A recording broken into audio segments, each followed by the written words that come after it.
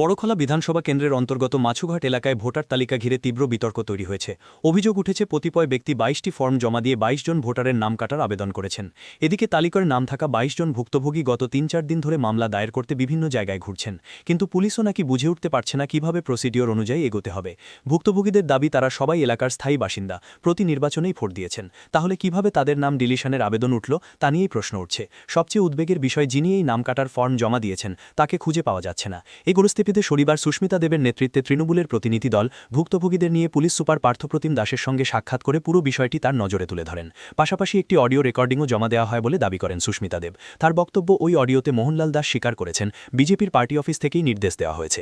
ঘটনাটি নিয়ে উদ্বেগ প্রকাশ করে সুস্মিতা দেব শাসক দলের ভূমিকা নিয়েও প্রশ্ন তুলেছেন এবং সাধারণ মানুষকে সতর্ক থাকার আহ্বান জানিয়েছেন।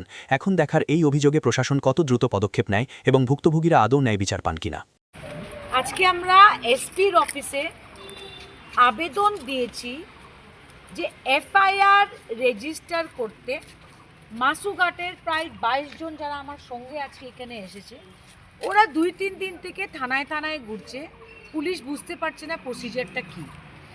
মূল কথাটা হলো, একজন ব্যক্তি ২২টা ফর্ম জমা দিয়ে ওদের নামের এগেনস্টে ডিলিশনের আবেদন করেছে। এরা কারা? এরা হলো মাছুঘাটের জিপির ভোটার। ওরা লোকসভাতেও ভোট দিয়েছে, ওরা পঞ্চায়েতেও ভোট দিয়েছে। মানে কি, এরা হলো মাছুঘাটের বাসিন্দা আজকে থেকে না, অনেক দশক থেকে।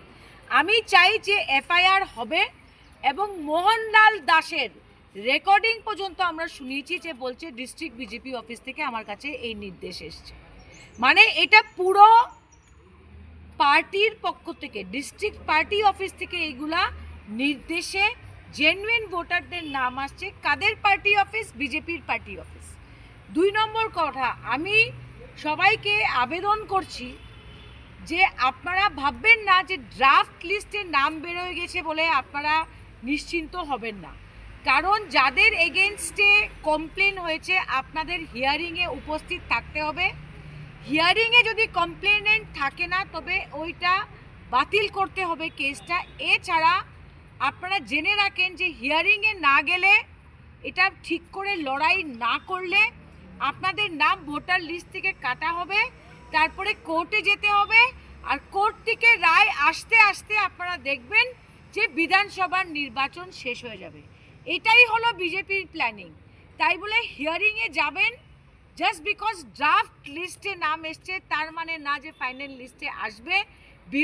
বিএলওদের সঙ্গে যোগাযোগ করেন।